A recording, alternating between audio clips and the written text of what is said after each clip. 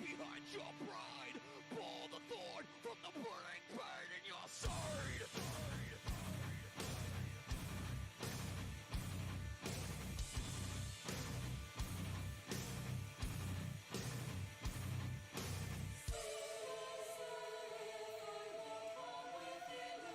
Sing me a new song, a broken song of redemption and regret. Sing me a new song, beg for all the mercy you can get. Sing me a new song, a broken song of redemption and regret. Sing me a new song, beg for all the mercy you can get. Not I. I won't conform to what I see in you. Not I. I won't surrender what I am. Not I. Even if it was a part of me.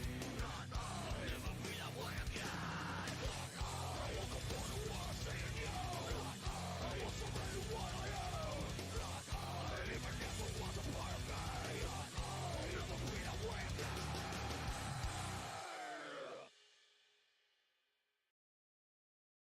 And that was Not I by Demon Hunter. Absolutely classic. How you doing? I hope you're doing well.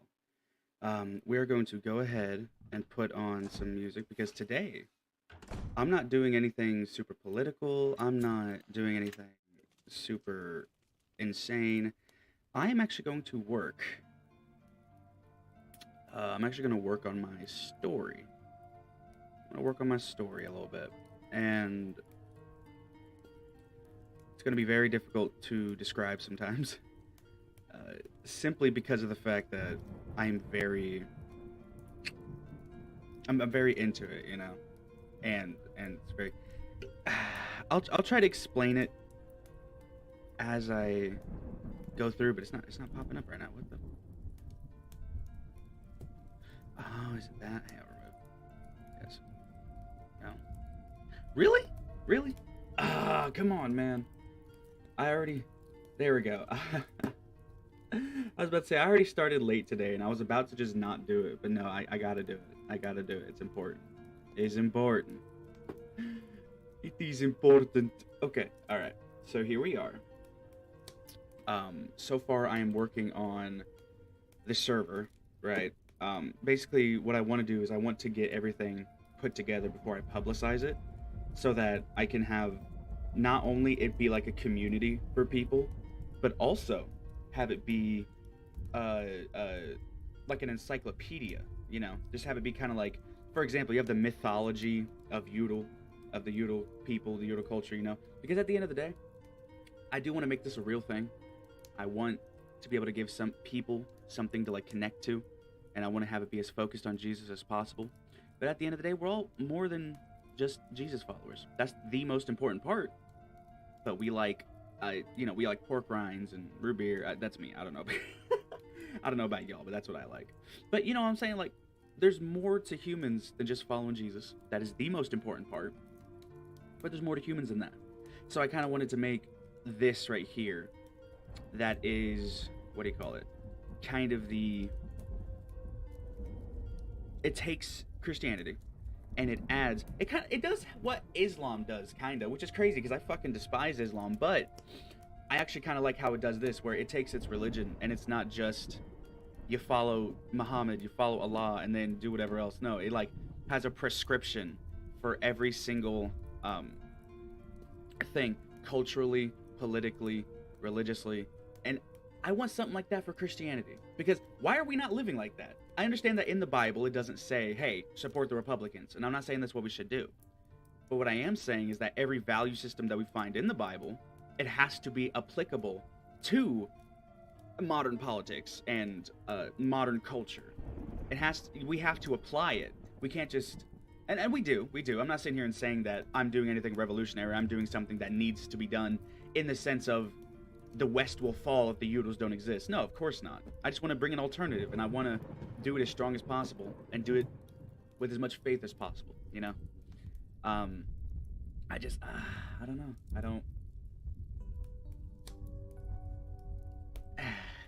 I love this story. I love creating it. And I'm very passionate about it. Right now, I'm working on the history. This is probably what I should have done first. I was too scatterbrained, and I used all of these different areas to put these different places in. Very scatterbrained. But now, I'm getting somewhere. But like, I guess the way I see it is you have to do different pieces from different places, you know? So for example, over here, you have the territories, you have the map. I have the different map locations. This helps me visualize the actual, what's the word? It helps me visualize what's happening politically, right? So for example, at the top here, I have like a title for each of these. This is the Civil War in 1910. As you can see, I've not gotten there yet in the history, mythology thing. But simultaneously, I do things, I don't know. I try to go for the small things first. And to me, a map is very much a small thing. I can quickly change that, you know? I can quickly... Ah, I uploaded the wrong one. Fuck. Damn it. There's...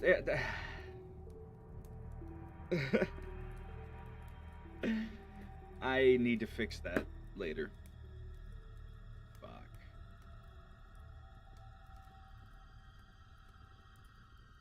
Okay, I'll... Alright, well, we're just gonna go ahead and delete that.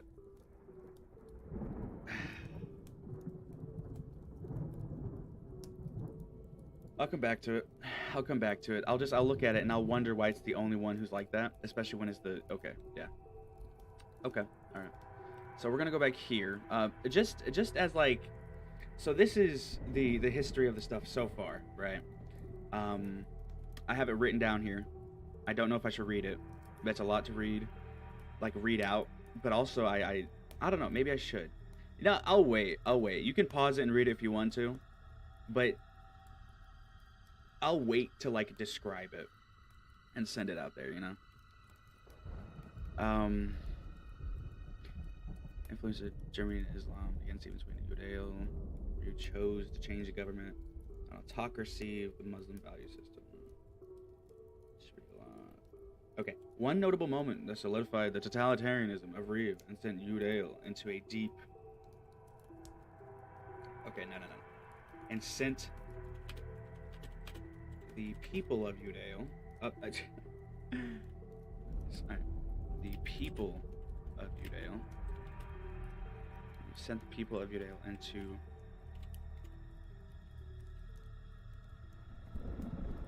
a fearfully submissive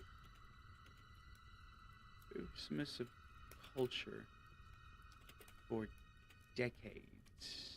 Yeah, there we go. Okay. So, this of decades was... This is gonna be fucked up, but I have to be real about it. Because this has happened before, and if I don't do this, it's gonna completely be disingenuous.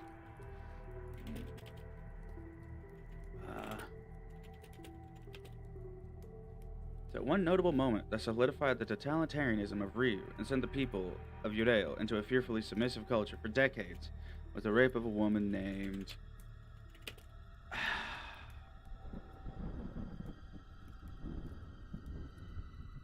No, that's the Silver Prelude character. I'm trying to think of a name, because I like utilize all the names, you know?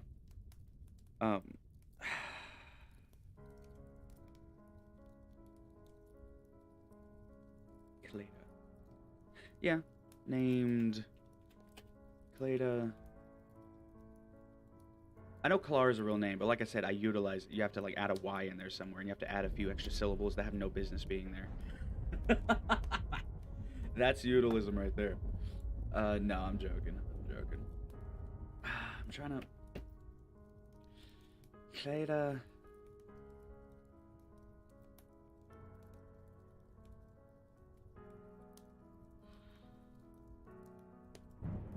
But... You see, and this right here is where I would just look online and just look up, you know, whatever culture she comes from, like whatever section she comes from. Just look up like stereotypical names of that.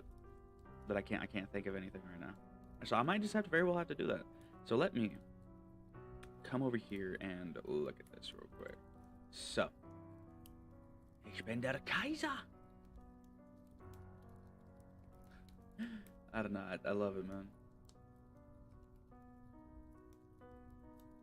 I get very distracted. Why am I distracted? This is why am I I shouldn't be distracted. I need to look on the internet. Okay. Alright, so Cleda. Are we gonna consider that a white name?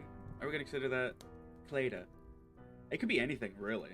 I mean, Yurilyang is like the kind of Anglo-European ethnicity, and then Czechoslovakia is mainly Asian ethnicity with Japanese descent, because I like America and Japan, and these nations are really supposed to be derivatives of them, you know. So Czechoslovakia is really supposed to be like Japan's little sister that was kept inside and sheltered from the world, and then Yurilyang is like America's little brother that was sent to live with his abusive uncle and aunt.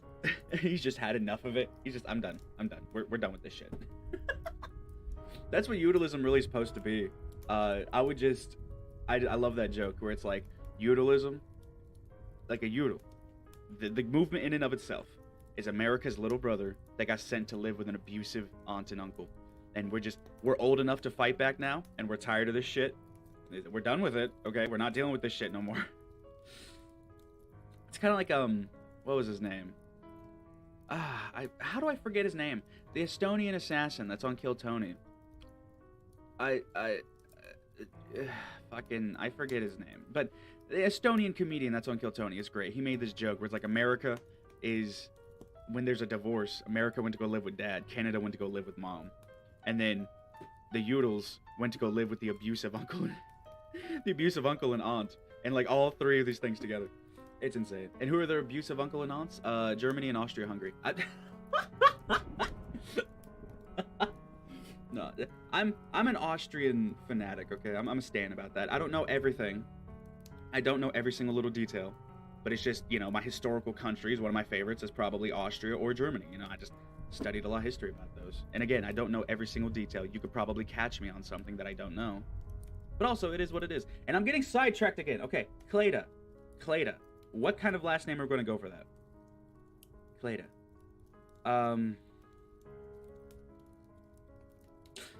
Fuck it, we'll do a French last name. I don't know, that's the first name that came to mind. French last names. Boom, there we go. This is how I make all the character names, by the way. So if you ever need inspiration, you literally just pick an ethnicity and go from there. Just be stereotypical, bro. That's the best characters. Bernard, Thomas, Petit, Robert, Richard, Durand, Dubois. There we go. Cleda Dubois. I don't fucking care. That's an offensively French name. We'll use that. Cleda Dubois. Okay. One notable moment that solidified the totalitarianism of Ryu and sent the people of Yurilyang into a fearfully submissive culture for decades was the rape of a woman named Cleda Dubois. She was... this is going to be entirely topical, but that's because this is what I know, okay? So this is going to be entirely topical. She was a... she was an immigrant.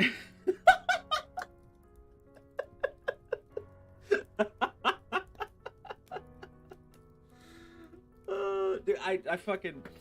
Some part of me feels bad about saying this kind of shit, man. But it has to be said. It has to be said. That's why I'm making this.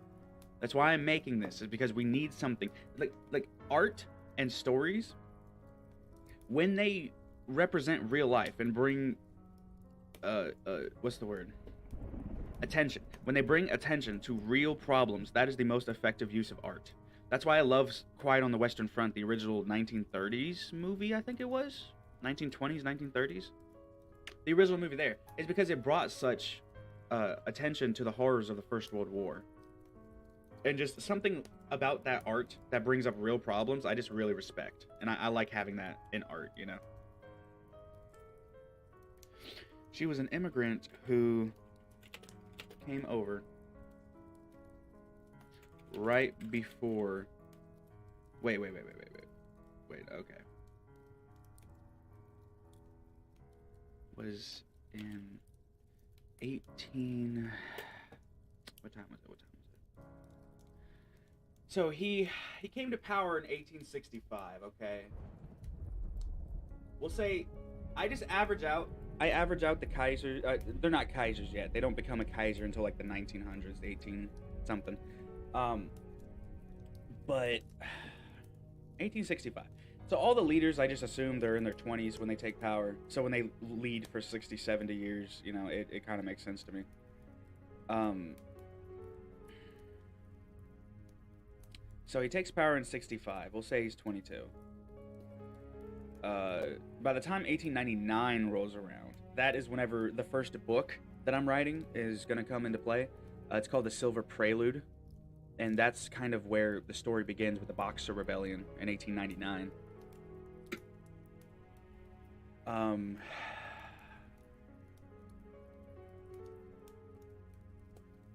So I guess in the 70s? I'll say in the 1870s would be a good...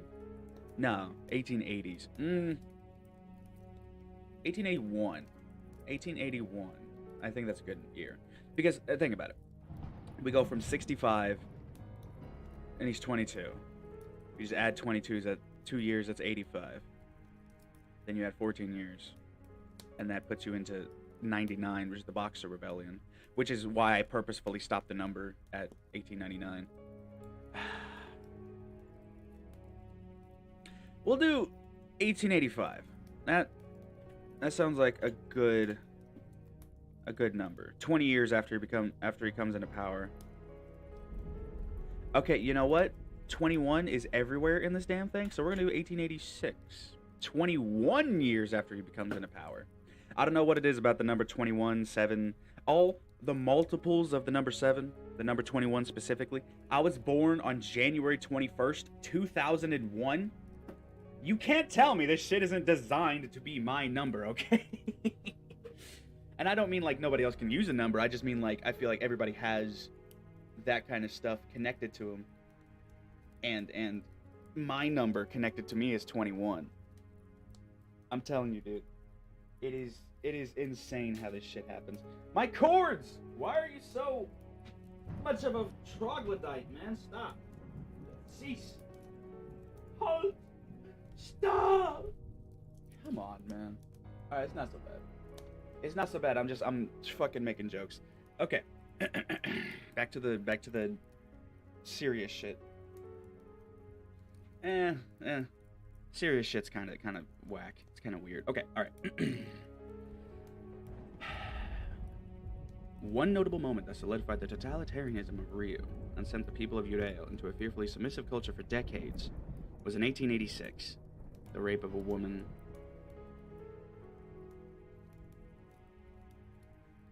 Culture for decades was in 1886. Okay. Period. And then the rape of a woman named Cleda Dubois.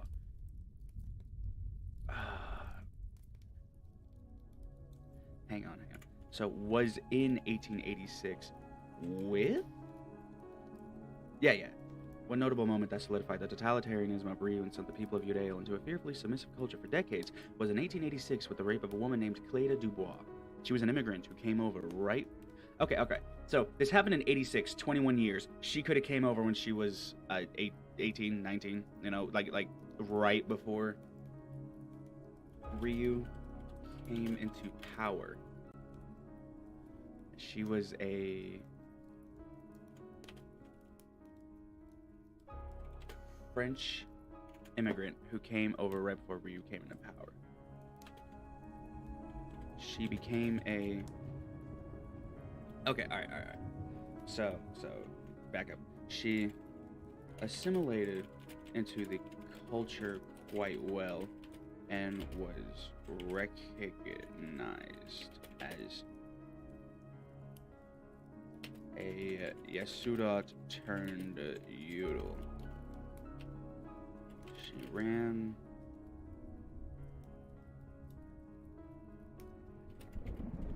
a modest diner in the heart of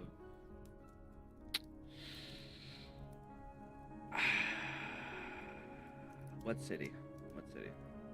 Eichstatt. There you go, Eichstatt. She ran a modest diner in the heart of Eichstatt.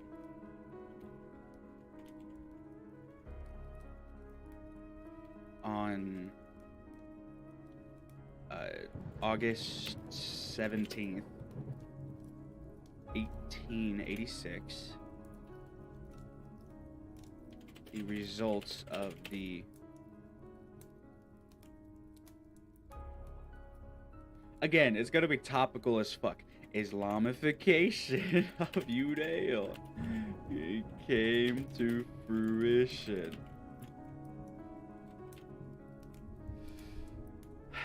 Hey, wait. The rape of a how old? Okay, so 21 years. We'll say she came over with her family when she was 14 or something. We'll say they came over here and then 20, because, you know, it's gonna sound fucked up, but I feel like if she's too old, it wouldn't be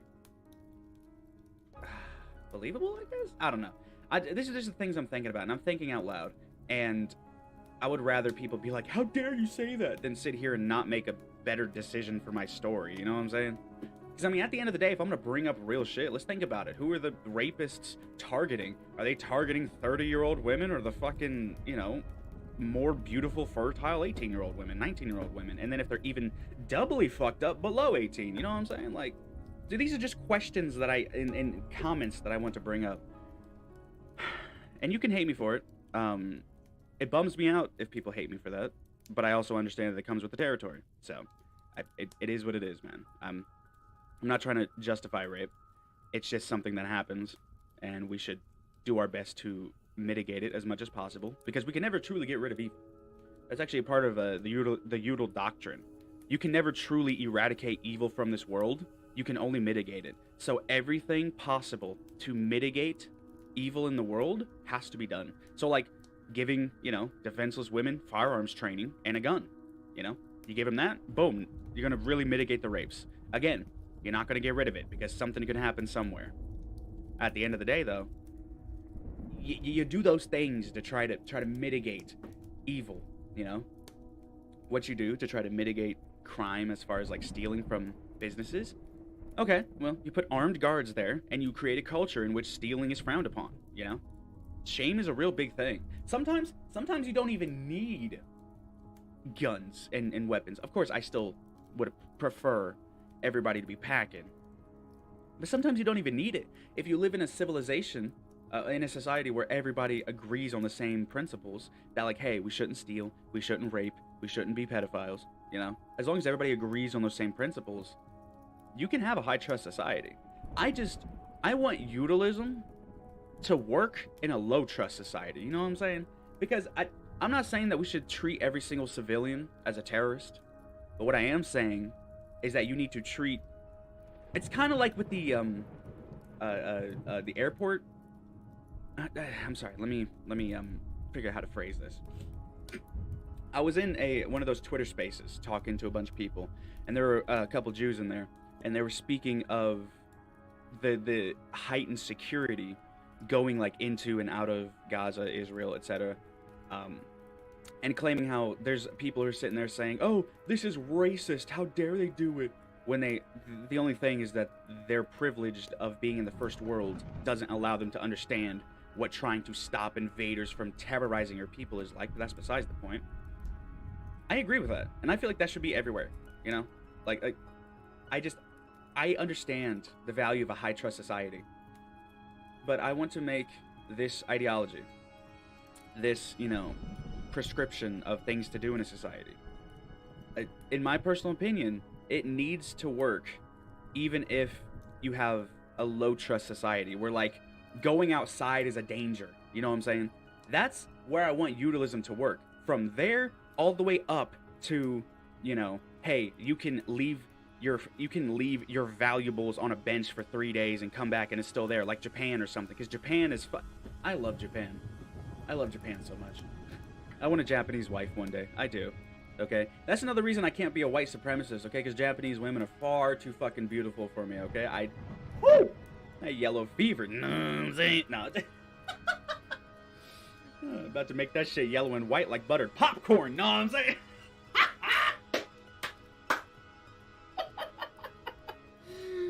Oh, shit. I love it. it's good, man. It's good. And people get mad at me for making that joke instead of getting mad at the black people for saying that we need to get rid of, and I'm not all black people, but, you know, the prominent black figures on the left who sit there and say we need to get rid of, you know, interracialness, we need to bring back segregation. You know, all these people who sit there and try to get rid of the things that we've tried to do for the past decades. And I get it. I don't think that there are racial differences genetically. We're identical racially. Simultaneously, though, at least in America, the different races have different cultures. And it's the value system in and of itself. That right there is what I care about. I don't care about your race. I don't care about your color. I don't even care about your fucking IQ, even though it's important. You know? What I care about is, do you subscribe to Jesus Christ? Because I would rather a fucking dumbass who loves Jesus and wants to be better and just doesn't have the mental capacity to do it, rather than, for example, an Einstein who's an atheist. Okay? I don't give a shit. Take your Einstein mind, your smarts, take that shit to fucking Bermuda, okay? Take that shit to fucking Bahrain or something, bro. You know, take it to Saudi Arabia and these fucking places, man. Take it where it's needed, okay? If you don't believe in Jesus, you shouldn't be here. And that's how it is with Yurilyang, okay? To even be in this server itself, you have to give a pledge to Jesus Christ. You have to give a written or oral pledge to Jesus Christ and to serve your life and to dedicate your life to him. That is a requirement to be a Yudel. And granted, everybody's flawed, okay? So it is also within the requirements to understand your flaws, try to mitigate it, and repent whenever you do fuck up, you know?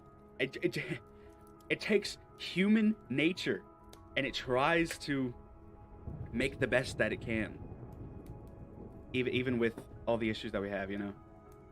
And it is what it is. I know a lot of people are going to find this corny. They're going to think I'm goofy for doing all this shit. Sure, you know, you can have your beliefs. I'm not going to sit here and say that just because you disagree with me, that all of a sudden you're horrible, you're fucking awful. But at the end of the day, I believe genuinely in this, and I want this to work. I want to build something with this. Even if I don't get the privilege of running a country, I at least want to create a movement that people around the world can go to and look at and just be like, okay, this is, you know, a great way to follow Jesus. And if it's not, it is also within the Udal doctrine to always be willing to be wrong. You know what I'm saying? Stand for what you believe in. Don't back down. But if truth comes out that proves you wrong without a shadow of a doubt, there is no shame in being wrong. That right there is a part of the doctrine of Udalism. Because I want the core values, right? That's what matters the most. It's not about being a cult, I guess. That's the only thing I could understand people comparing this to that. And sure, perhaps there are certain things like that. At the end of the day, I definitely do have, let me figure out how to phrase this. I am definitely megalomaniacal, okay? I definitely have a huge ego. I definitely see myself very highly, but I don't see myself as superior, if that makes sense, right? Like, Jesus, God, has given me talents that I don't see in any other place. There have been many people throughout my life who constantly say, oh, you're an incredibly smart kid. They'll see the test scores that I do, and in retrospect, very high test scores. I just didn't give a fuck, right? But, you know, test scores, learning music, okay? My first time sitting down and playing on a piano, right? My music teacher put the training sheet in front of me. It wasn't nothing complex, right? But he put it in front of me, and I looked at the keyboards, and I was like, wait, which note is which again? Because I was reading the sheet music, and I looked at it, and my teacher was like, oh, no, just that one right there is the C key. And I was like, oh, okay. And then I played it after a little bit of practicing. I played it perfectly. Again, it was a training sheet. It wasn't, you know, fucking Mozart, but I picked it up fucking immediately, dude.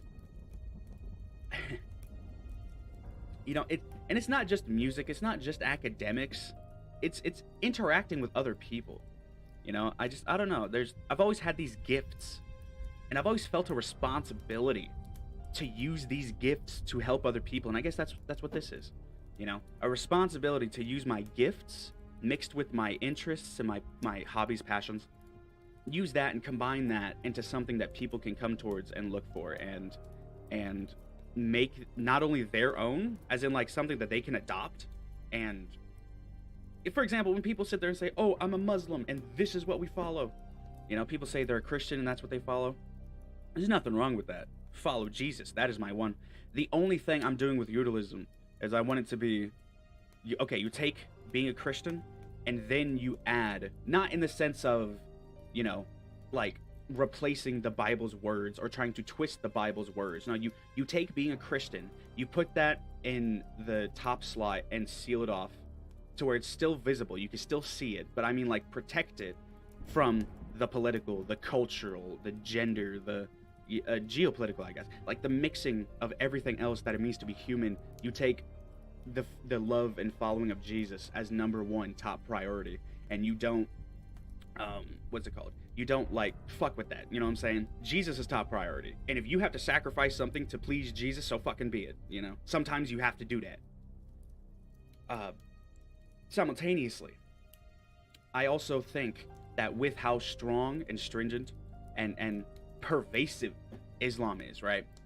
And what I mean by that is how they have their political doctrines. They have their intergender doctrines. They have their doctrines for non-believers, for all these different people. So I just went ahead and did that. I did that, but for Christianity. And I use Christian values to do that. So for example, we have a term for non-Udals. It's called Yasurats, right? They're called Yasurats. I don't know why that word makes me laugh. But they're called Yasurats. And within Ural doctrine, it says that they are not less than us just because they choose to believe differently. And you shall treat them as you shall treat them as a human being. You shall treat them with the respect. And of course, I don't know German yet, but I do plan on fully learning it, becoming fluent, and I will have an English/German language talking. So I also, within the doctrine, I say, hey, you have to learn English and German, because once I learn it, I'm going to do a mix with all of this, and I'm going to re-edit it and make sure that it's still appropriate, and I'm going to throw German in there and English in there, you know? This kind of whole goodness. But even with that, it is still within Yodel doctrine to say speak to them in a language they can understand, metaphorically or literally, right? And the final thing on Yasurats, a converted Yasurat into a Yodel is far, infinitely more valuable to us than an enemy or a dead Yasurat. You know what I'm saying? Far more valuable to us as an ally, as someone who is underneath the umbrella, following Jesus along with us. That right there is how we treat outsiders. We treat Yasurats. Is, hey, you cannot be within our club unless you give a vow to Jesus Christ. But even then, we'll still help you out. We still got you. Jesus tells us to love our neighbors, and if Yasurats are our neighbors, then we help them. But also, we don't exactly want to let them, like gatekeeping is very, very, very necessary, okay? And I understand that people are going to be upset and be like, oh, why can't you let people get in there? Because they'll fucking ruin it, okay? I would rather sit here and be very stringent and have a small group of people and have, like, you know, 2 weeks per thing that, what's the word?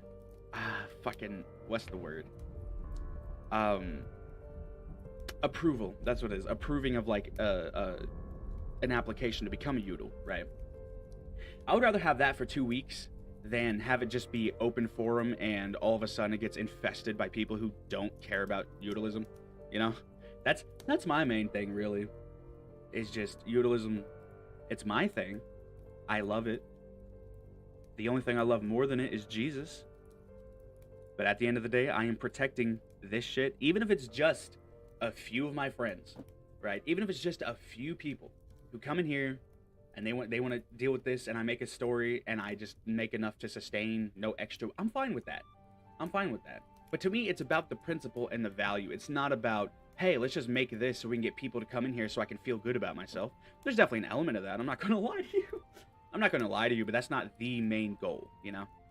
Like, let me put it to you like this. Earlier, I said I was megalomaniacal, right? You have to be somewhat full of yourself to be in politics, to think that you have what it takes to lead people. You have to be somewhat egotistical to do that. But the only difference is, are you egotistical in a way that is self-serving or serving towards the other people? And my goal is to take my egotistical nature, and not in like a self-aware narcissist kind of way. No, just I'm full of myself. You know, I'm cocky. I'm arrogant sometimes. I try not to be, but I can be fucking arrogant, you know? But sometimes That's what you need to lead people, to think that you have the power, okay? But then when you couch that with understanding that everything that I have been given and everything that makes me megalomaniacal, egotistical, you know, everything that makes me that way is a gift granted by God. Without Jesus, I am nothing. So maybe I'm not egotistical, I don't know, but I definitely think highly of myself to think that this shit could work. I love it though. I love it. I don't know. I guess I feel like I'm doing something instead of just sitting around, you know, playing video games. Because I love video games, man. But I want to do something with my life. I want to get up and do something. And I'm trying. But I live in the middle of bumfuck nowhere. I don't have what I need. But it's alright. I trust in Jesus. And I'm going to keep going forward. I'm going to keep trying. I'm going to keep pushing to be able to try to do what it is that I need to do.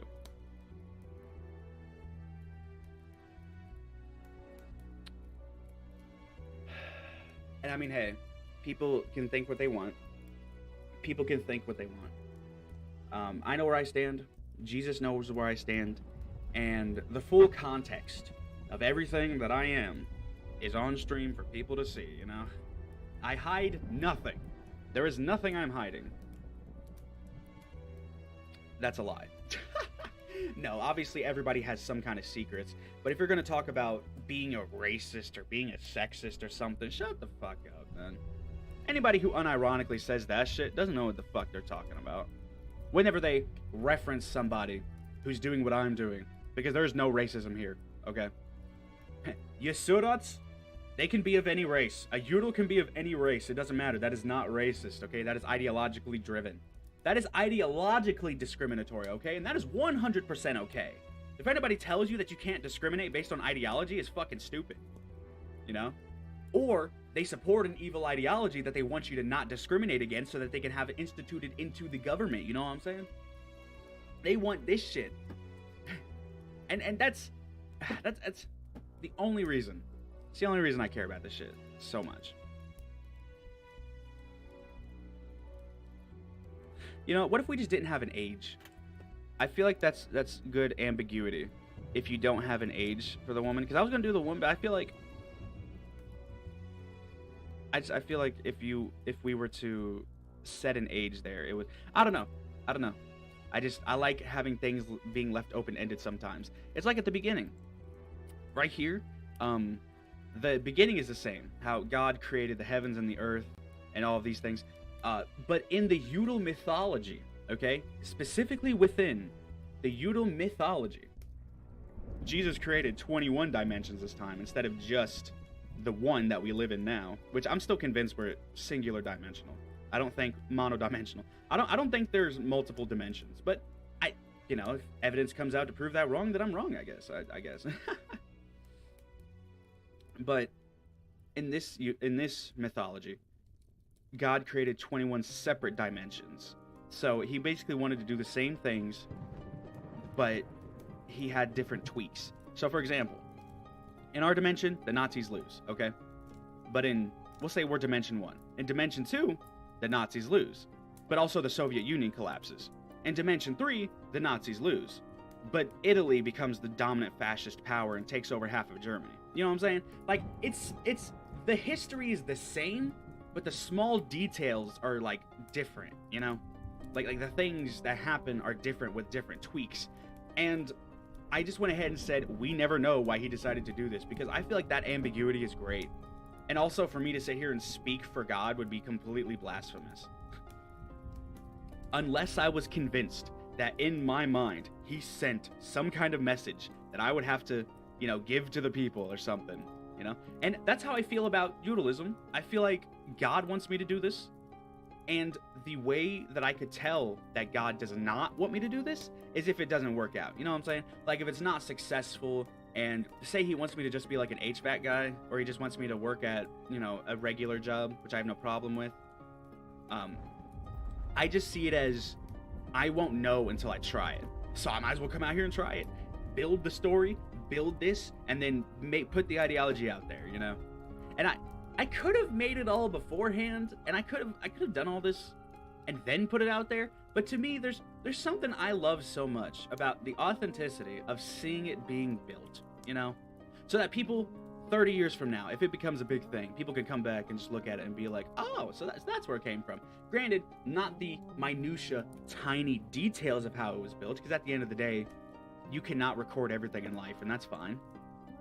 But you get to see somewhat of the regular stuff, and I think it's cool.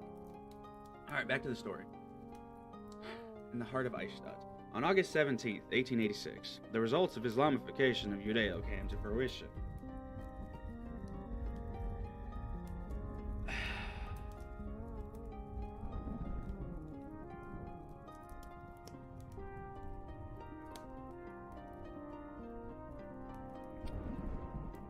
Again, like I said, I'm trying to make it topical. I try to make it a little topical, but I also want it to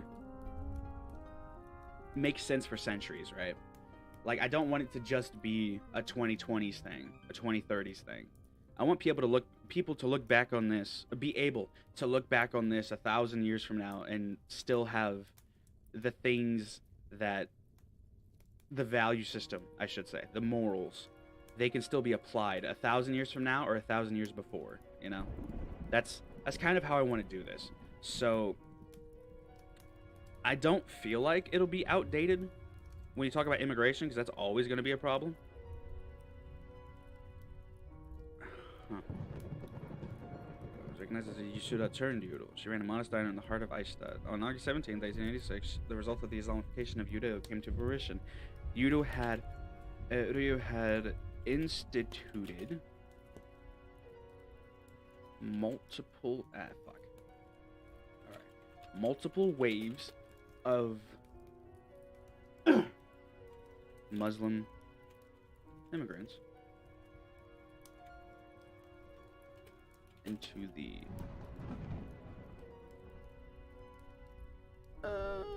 the coastal towns of Judeo. Okay, well in that case, let's switch it. It's not Eichstatt. It will be Yolda Bay. We'll do that. Yolda Bay. That's a much better one. Yelda? Fuck off. I don't know what a Yelda is, but a Yolda is a... So, Yolda Bay, just as a small little side, is like the extended city section of Yolda Village. Is it Yolda Village or Yolda City? It's not a North American one, is it? Yolda Village, that's what it is. Should I make it Yolda City? Maybe? Yeah, I probably should. Oh, here. Yolda City. Yeah. Because the entire idea is that Yolda Bay is an extension of the city because the city was too packed. So they had to go to the coast. Well, no. Swap it back.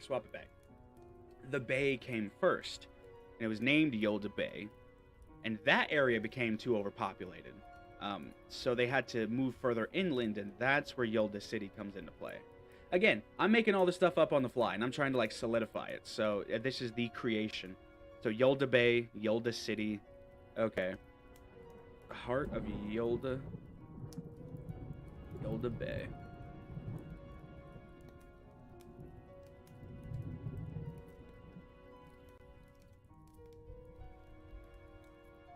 Reunites to multiple waves of Muslim immigrants into the coastal towns of Judea. The most affected was Yolda Bay and,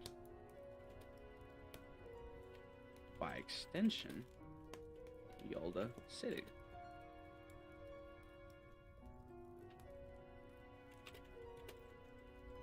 Mass immigration. And at this point, I'm just going to be describing shit that happens in America. The mass immigration caused a spike in unemployment due to the imported workers working for less than the Udall citizens. And the Udall citizens would work for. This caused an uptick in it's caused an uptick in government assistance as well. This is this far too, is this too on the nose? Look, this is, I'm thankful for the opportunity to stream. And I understand that streaming, you have to start off small. You have to start off without anybody. But these are the moments where I want a chat, man. These are the moments where I want to look over to chat and be like, what do you guys think? But nobody's there. It's alright, though. It's alright. If I keep trying, somebody will be there eventually. That's all I'm saying. It is not the end of the story. Fuck, I'm tired.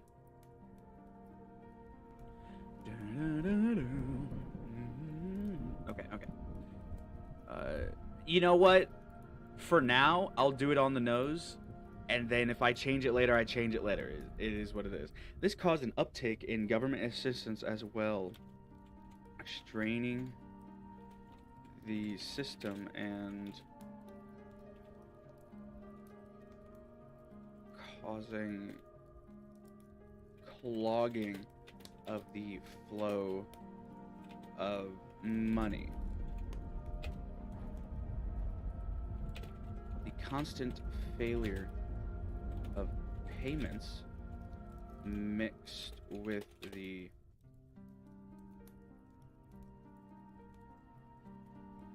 what's the word you'd use for that? Mixed with the, I don't want to use something like destruction. Eradication is not right. It's not the word I'm looking for. Mixed with the envelopment of their culture by Islam and elements of their culture by Islam and their falling trust in leadership caused a great demonstration within Silver City itself.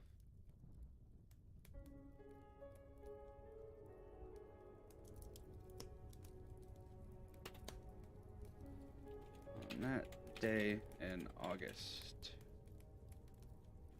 a group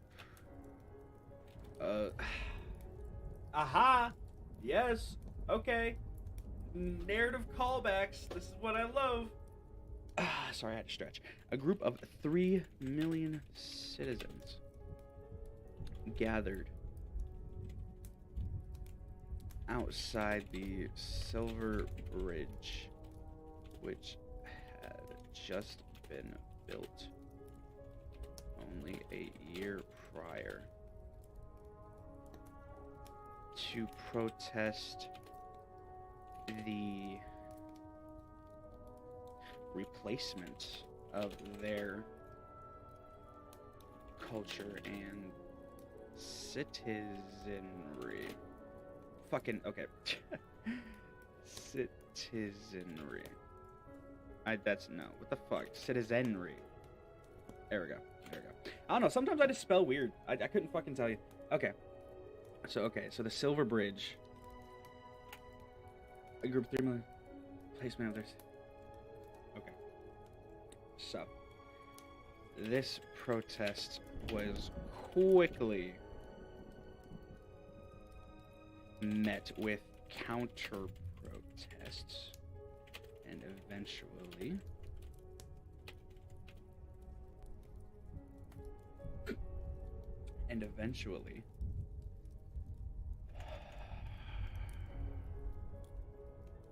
I forget the sizes, because I know in the military there's you have squad, platoon, battalion. I just forget which is which. We'll do platoon. That sounds right. I think that's the one above squads, right? You know what? Whatever that is, that's the word I'm looking for. However many soldiers that is, that's the word I'm looking for. Okay. Let me look this up. I downloaded a picture that describes it because I always forget. I don't know how I always forget. Is it a screenshot? No. gotta look through this, man. Come on.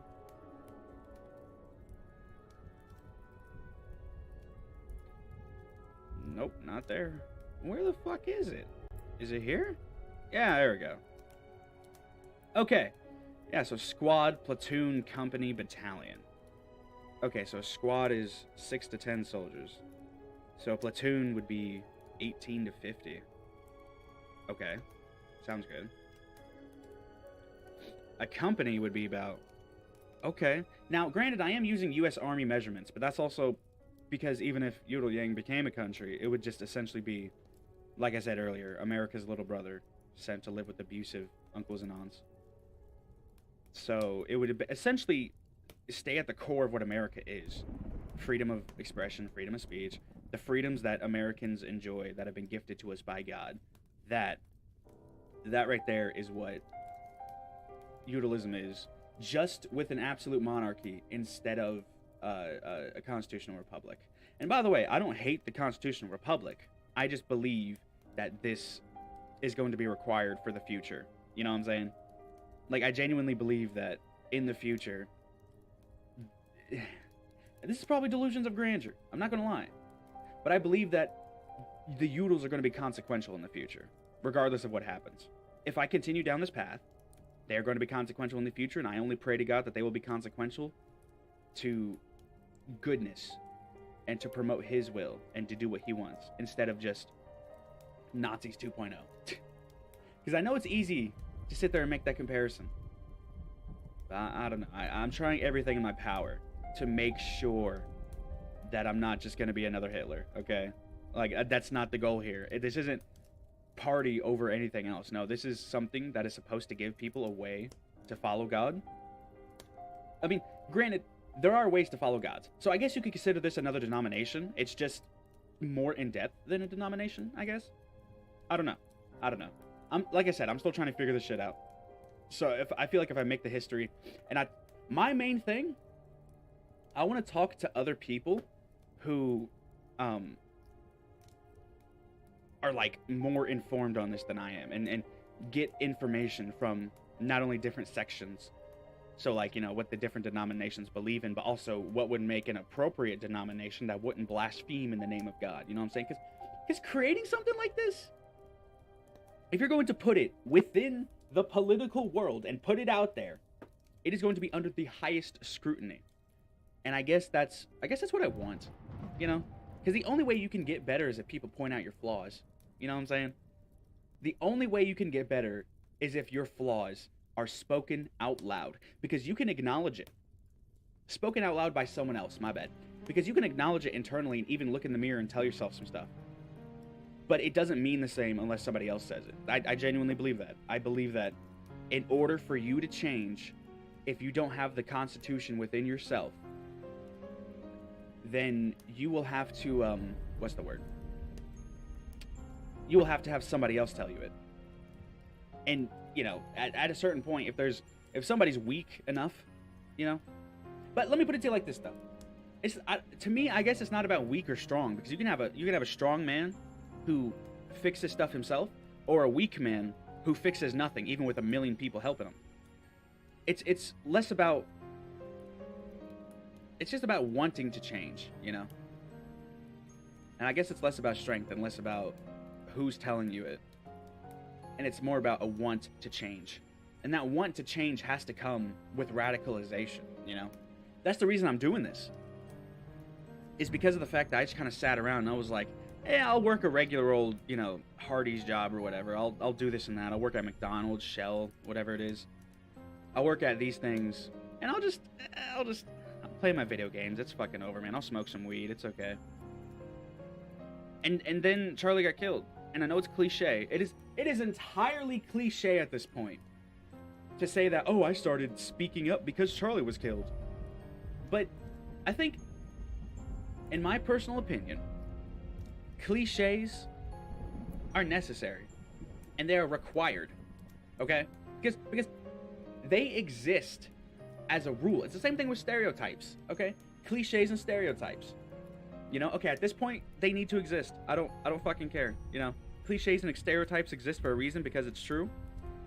but that doesn't mean that every single person within that group is that stereotype. It's a stereotype that black people steal, but I know that not every black person is a criminal, okay?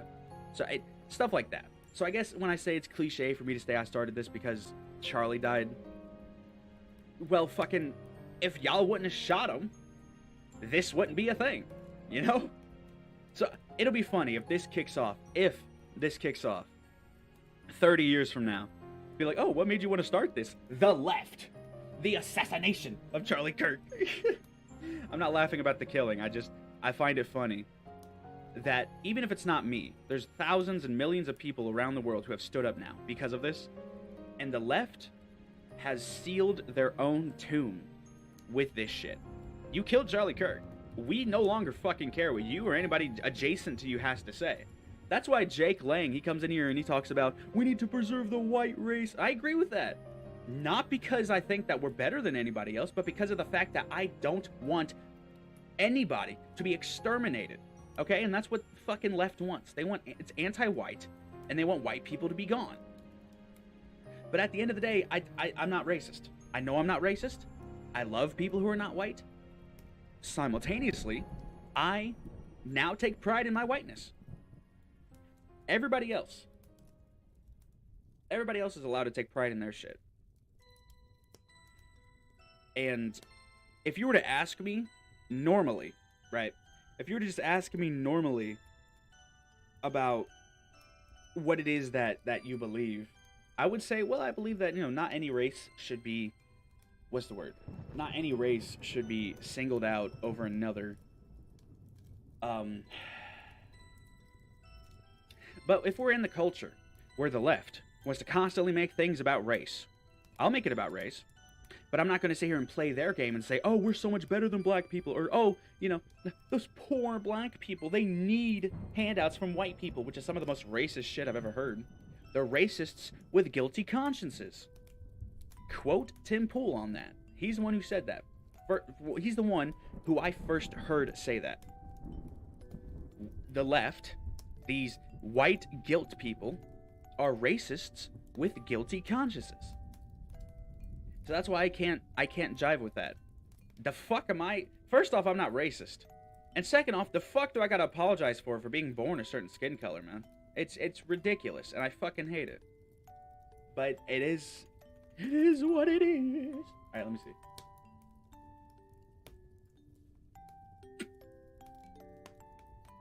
Alright. So, and eventually, a battalion of hundreds, I spelled that wrong, I'll come back to it, of hundreds of soldiers surrounded the protest to contain it. Surrounded the two groups to contain them, and didn't let anyone in or out until the event was over. During this event, however,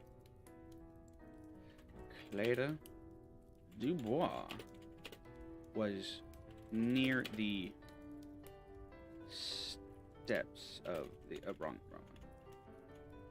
steps of the Silver Ridge, and was engaged in debating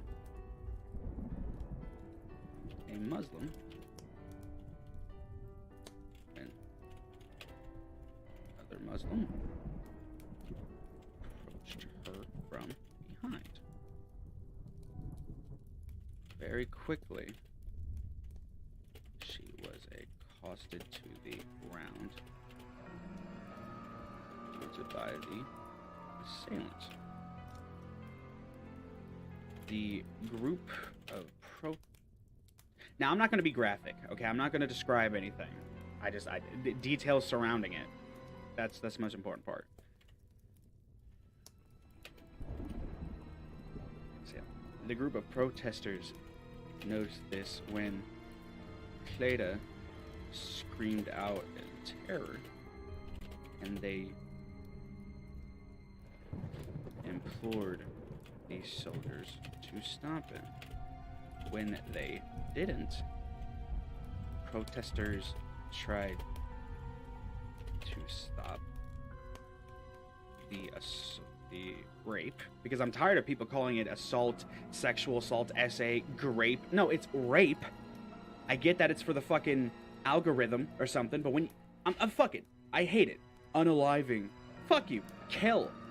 Use the proper words. Just because they fucking sit there and do it for the algorithm, fuck that shit, man. The algorithm's bullshit anyway. You need to say what is authentic. So one thing I hate. Oh yeah, she got graped last night. Oh, did she fucking sit there and stomp grapes and fall over like that bitch 10 years ago and go, oh, no, stop, oh. No, she didn't get graped. She got raped.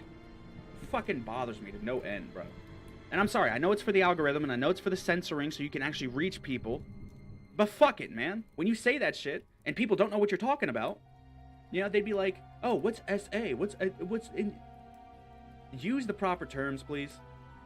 Please use the proper terms. I hate it. I hate it. I despise it. That is inauthentic, even if you're doing it for the algorithm. You know, I'm sorry. It's not the words. I fucking hate the words. It's like socialism to communism, right? Communism is equivalent to rape, and socialism is equivalent to grape.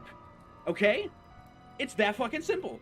They are the same thing. You're just making it a little bit easier for people to say. You're just making it for the algorithm. And like, I get it.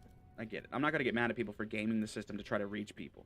But you really undercut your own point, in my personal opinion, when you don't say the proper words. Again, I'm not the guy out here doing this hardcore fucking work, right? I'm not the guy out here doing what Andrew Wilson does, God bless him. Or doing what Steven Crowder does, God bless him. Or doing what Cam Higbee does, or Nick Sorter, or Nick Shirley. You know? All these people, God bless them. I'm not out there doing that, but at the end of the day, I fucking hate it. It's not real life. That is internet speech, okay? I fucking hate internet speech with a passion. Okay, let me rephrase that. Internet slang, all right? I fucking hate internet slang with a passion. There's something about it. There's something about it that, and I'm 24. I'm fucking 24, bro. I'm not even that old, and I'm sick of this shit, bro. My generation needs to go to the gulag or something. I don't fucking know. I would gladly sacrifice myself, just like yesterday when I defended Last Stand in Call of Duty World at War, and then I got smited by a bitch in Last Stand. I advocated for it. Oh shit. I get far too distracted. I don't know. I enjoy talking to people, and even though there's nobody here, I feel like I'm still talking to somebody, you know.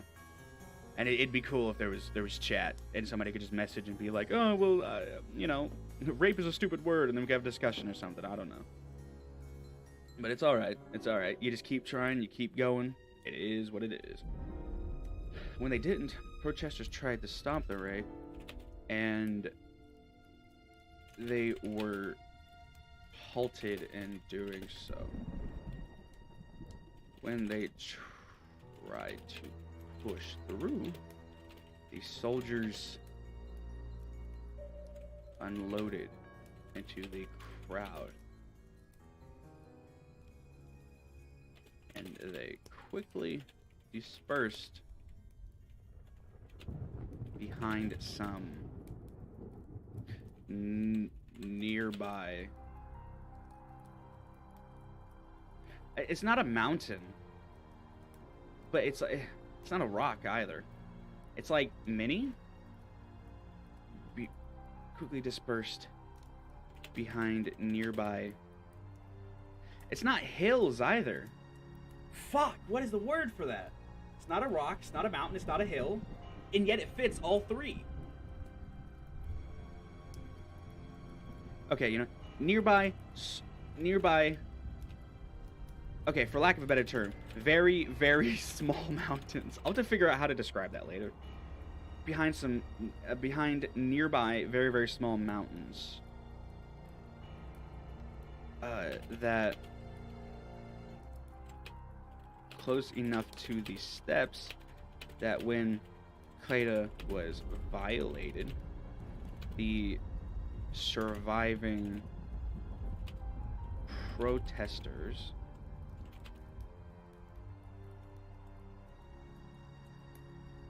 let me rephrase that. We're close enough. Quickly dispersed behind nearby very, very small mountains that were still close to the steps of the Silver Bridge. I want to write this kind of like a historical account, like someone's writing it for a history book, but sometimes I kind of fuck it up, you know? On the Silver Bridge. Okay, and then the small mountains are still close to the steps of the Silver Bridge. Many of the surviving protesters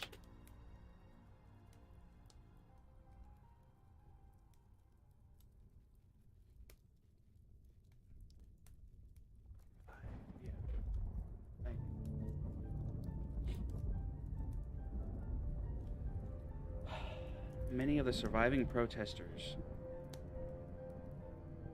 reported hearing Cleda scream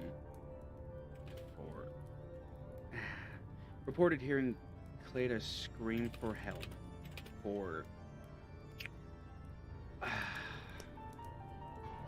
it's gonna sound fucked up, but how long does a gang rape normally take? No,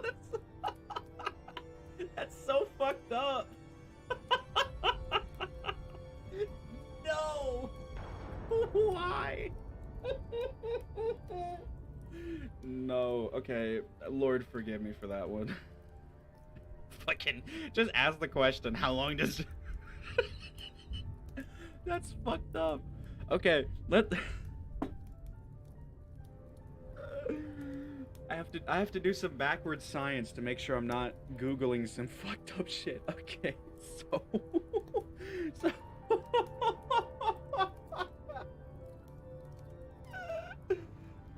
no, I am so fucking.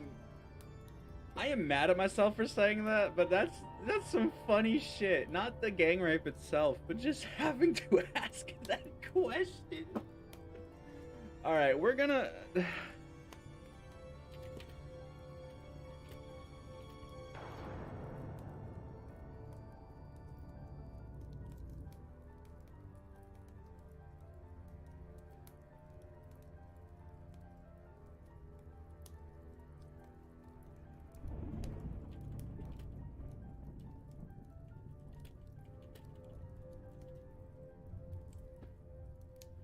Okay, so between 5 to 11 minutes is supposed to be the... fuck, I can't believe I actually looked this shit up. 5 to 11 minutes is usually the average for how long a man lasts during sex. Alright, reported hearing Cleda scream for help for 30 minutes before she was abruptly silenced. And only the... Again, this is gonna be graphic as fuck, but this is shit that needs to be said, okay? This is what I want the Yoodles to be. Not glorifying violence and graphic nature and all this shit, but understanding that it exists and not being afraid to put it in media, put it in movies, you know? Even then, with that being said, go back to the 76 to go here. There is, right here, in 1853, the first Udall only produced film was called The Day After, which was after the bombing of the Silver City, and it is actually the term where the pointless era originated from. Again, if you want to pause and read this history that I have here so far, I would actually encourage you if you're interested. But in that film, the reigning leader at the moment, because he's not Kaiser yet. Kaiser doesn't come in until von Katesto, right? But Yuri, which is the leader during this time period, he had his quote after having seen the movie, because it's not only just about the bombing of the Silver City, but it's also about the Great Crusade afterwards, which basically there were 17 fractured tribes within Udale, right?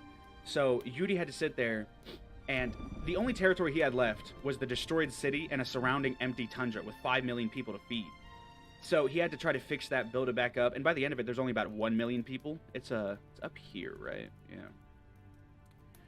There's only about 1 million people left. I'm trying to find the number. There we go. 1.7 million people by the time 1819 arrived. But in 1820, Yuri snapped, and he ended up committing the Great Crusade, which is the population of Udale went from about we'll say 15 million. 20 million, you know, we'll say, I actually need to put that in there. But, double-digit millions, down to 400,000 or 700,000. And the only reason that the gap is so large between 400 and 700 is because there were thousands of people who were considered dead, and then they just returned because, they lost track of them. Essentially MIA and returned, but they were considered dead, because it's the tundra. And I mean, you can't survive 5 minutes out in the fucking cold by yourself without any proper resources. All right. So here we're going to the population of Judeo in 1819 had reached peaks of nearly, well, let's just say 20 million people. But when Yuri was done, there were only between 400,000 and 700,000 Udals left. And by the way, Yuri is not the original founder of Judeo. Like I said, God created it. So technically, God is the founder of Judeo in mythology. But in real life, I'm the founder, so it is what it is. And I'm not considering myself God. No, I'm not considering myself God. I'm not, okay? I'm not a God. I'm not the God. I'm not Jesus. I'm just saying within the mythology, within the dimension that I believe doesn't exist, with the separate dimensions, and the dimension that they were sent in, God created the actual Judeo people. But if you want to talk about the nation state of Judeo, it was Marcus Dragasevich, I think it was. Marcus Dragasevich, yes, because I make up a lot of names, and that is entirely stereotypical, but I don't fucking care. I love it. I love it with a passion. All right. What's actually funny is Yuri chose that name because of how, because Marcus, his what do you call it? The leadership of Marcus Dragasevich, he struggled a lot because he had to essentially create what it meant to be a Udal, and create the government, and bring everybody together, and end the tribal warfare, which is why it was so easy to go back into the tribal warfare once 1820 rolled around, right? It's something that the Udals did, and it wasn't that far back in the history.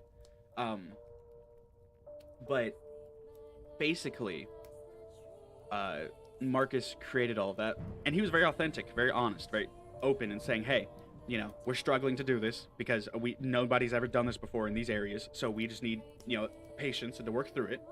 And by the time Marcus died in, what was it, 1800? Yes, 1800, because that's when Judeo was fully brought together. But then Marcus got bronchitis and died 4 days later. That's and the death, I have it written up here, the death did not break Judeo. In fact, it strengthened them. And they felt a strong patriotism and fervor to honor the legacy of Marcus, who had dragged them, injured and broken, through a storm. The next man, nobody knows Yuri's real name. All they know him as is Yuri. And when he was chosen to be the leader of Judeo, that's when he adopted the name. So, one thing I like is I do a lot of parallels to America, because obviously I am American, I am USA, but also I like other cultures, I like other countries, So I kind of try to have that mix. And what I wanted it to be is like recorded history. It's basically all the way until, what was it, 1620? I think it was. There we go, 1620. And that just so happens to be the year that New England was established. So I wanted those like parallels, right? Because 1620, so that happens, and then it constantly continues going, and then they just start slowly waking up, slowly doing all these things.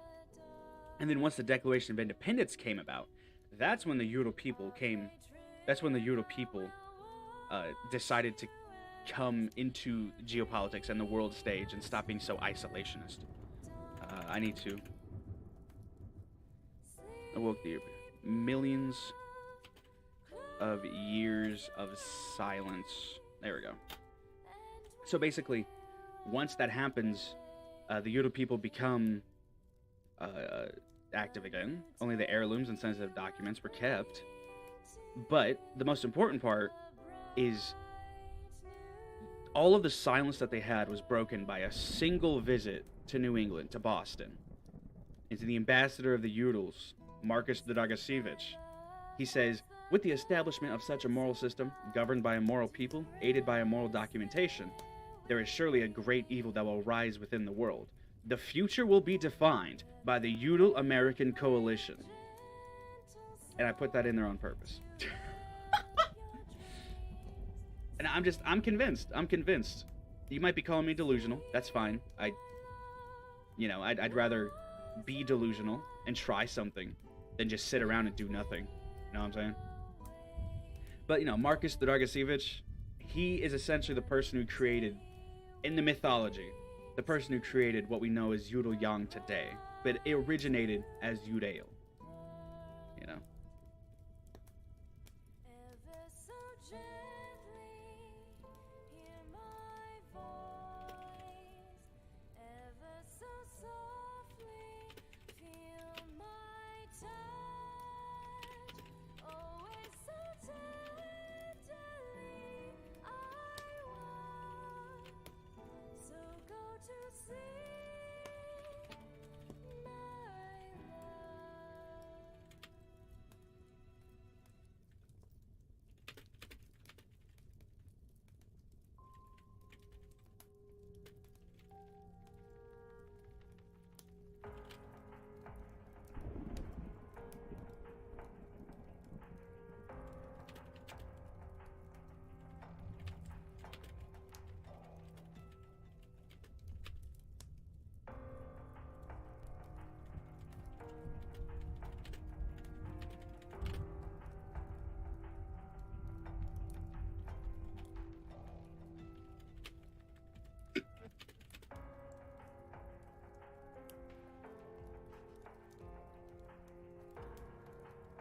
Um,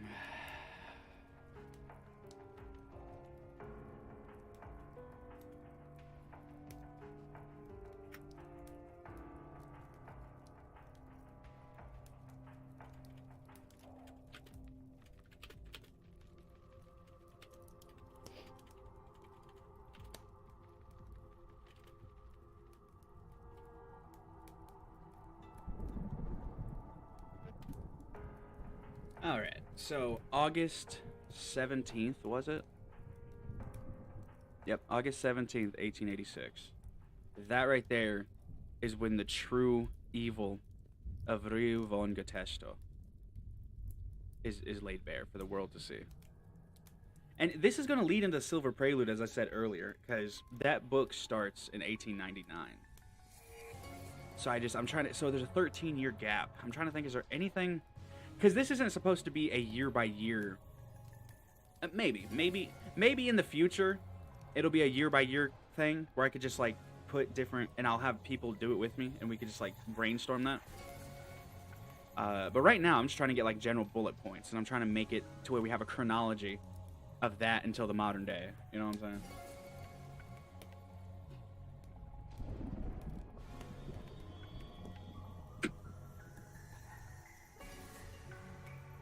Now, I'm just trying to think, is there anything else we should add? Well, let's switch up the music. I'm enjoying this music, but I want to switch. Well, actually, since we're in a great middle spot, right? Since I just finished up that section, it's about to be 5:30. I'm gonna go ahead and take a break. We're gonna do about 10-minute break, and then I'll be back about 5:40-osh. 5:40-osh, fucking kill me. But I'll be back at about 5:40 or so, and we'll keep writing. Hopefully, I'll think of something for then. But if I don't, that's cool too.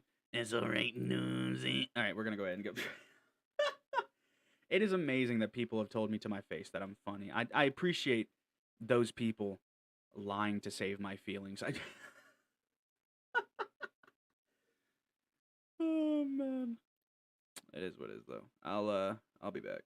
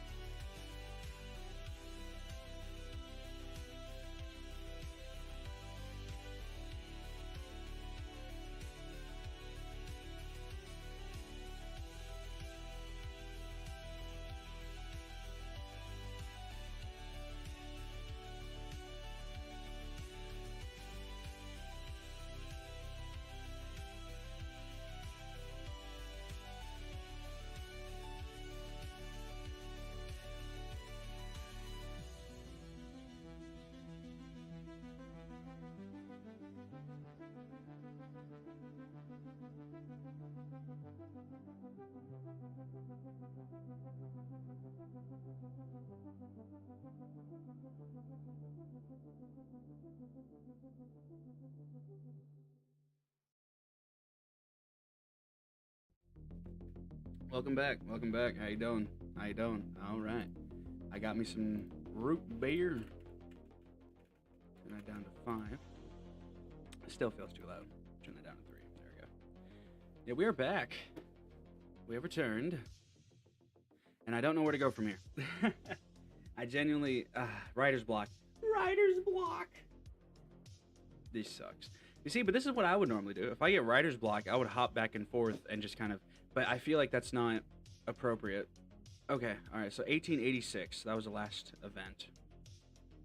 1886. And it goes to 1899, so we have 13 years. 13 years to... Okay, it is, like I said, this isn't specific events right now.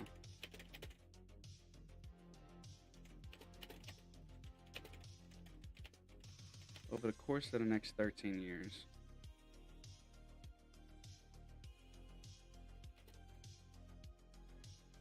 I want to go Testo. Over the course of the next 13 years, Ryu shaped Yurilyang into an image of a mix of Islam and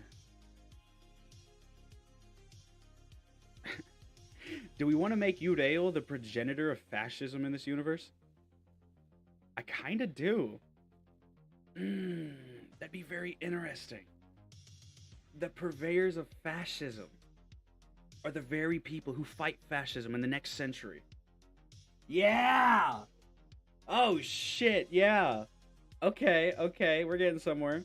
Over the course of the next 13 years, Ryu von Contesto shaped Yurilyang into an image of a mix of Islam and what would become to what would come to be known as fascism.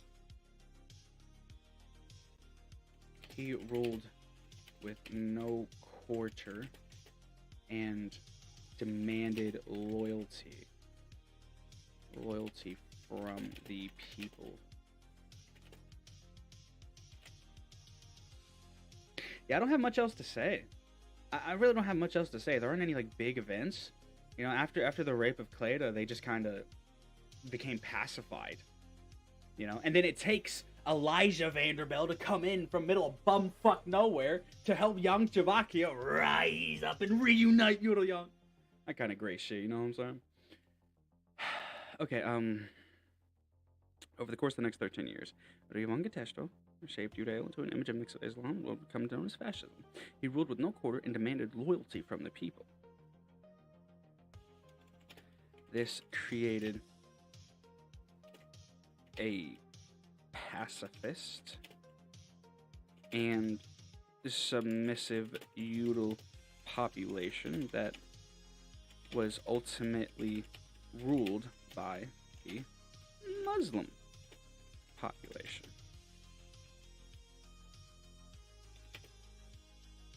This structure carried on for 13 years until a large event known as the Boxer Rebellion took place in 1899. In 1899. Fucking I wrote the story and I did. Shit. Okay. Let me see. Go back. So, now we go to this. When was Burma colonized by Britain? It's very specific, I know. 1824. That fucking far back. Shit. Oh. An official colony in 1886? What? Wow. I didn't even... You can't make this shit up, man. You can't make this shit up. You're telling me I was going to use 1885 and specifically said, let's go ahead and bump it up to 86. Why not? 21 years, right? The number 21 is following me everywhere, I tell you. It's following me everywhere. I'm not even looking for it. And then you have coincidences like this. This is not a coincidence. I do not believe in coincidences anymore, man. I do not believe in coincidences anymore. What do you mean it's the same year I just chose on a whim, bro? Dude, this stream in and of itself is proof that there's something else going on here, man. I don't believe in coincidences no more. How the fuck is that a coincidence, man? And the only reason I picked Burma specifically, because in the Silver Prelude, there's a character. I'm not going to spoil anything. It's a pretty big plot point. In the Silver Prelude, there is a character, right? Fucking, hang on. Let me. I'm sorry. I want to switch it. Boom. Okay. There we go. I don't care if you're not the same size. It doesn't fucking matter. It's joke. Okay, no. But, like, I picked Burma because there's a character called Moltke, right? Or Moltke. Moltke. I don't know how to pronounce that. I say Moltke. Moltke, whatever it is. Is General Moltke, right? And he has a son. And I just, for some reason in my mind, the name the Burmese Moltke popped up. And I just kind of stuck with it. And now it's an entire plot point. And the son is very pivotal to the story. Known as the Burmese Moltke. Also known as the Man of Gold. To fight the Man of Silver. Which is Attila Horvath. Dude, I need to publish this shit, man. It's not the greatest thing in the world, but I know for a fact people would be interested in this. I know for a fact people would be interested in this shit, man. I just gotta stop slacking, and I need to make some money. Those are the only two things that have kept me from pursuing this full time. I'm lazy, and I don't have a way to support myself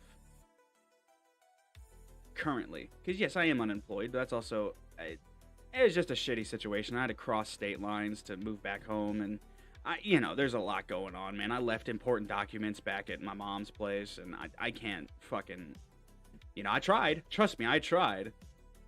It is what it is, though. I'm not giving up. There's still things I can do.